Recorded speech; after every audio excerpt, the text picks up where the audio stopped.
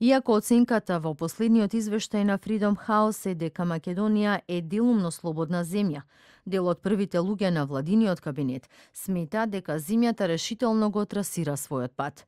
Министерката за труд и социјална политика Мила Царовска вели дека е задоволна, особено поради фактот што пред 2 години Freedom House ја оцени Македонија како заробена држава, а сега е делумно слободна. Ако се вратиме само 2 години наназад, бевме сведоци на извештај кој што кажуваше заробена држава.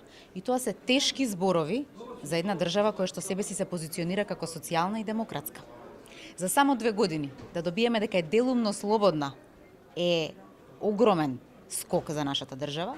И ако разговараме денеска со кого и да е во нашиот град, во нашата држава, ќе видите дека она кое што сме го вратиле е слободата на говор, слободата на мисла, слободата на движење. Министерот за економија пак Крешник Бектеши, иако, како што рече, не го разгледал целосно извештајот на Freedom House, смета дека земјава чекори напред кон зацртаните цели. Република Македонија оди само напред и денеска ние го подпишуваме протоколот за членство во НАТО и на тој начин ќе продолжиме, очекуваме во јуни да имаме и датум конкретен за да ги започнеме преговорите со Европска Унија. Инаку во последниот извештај на анализата на Американската невладина организација, Македонија е делумно слободна земја која доби оценка 3 од вкупно 7.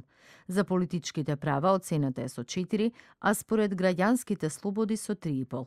Според Freedom House, земјава бележи само мал напредок во однос на овие две категории.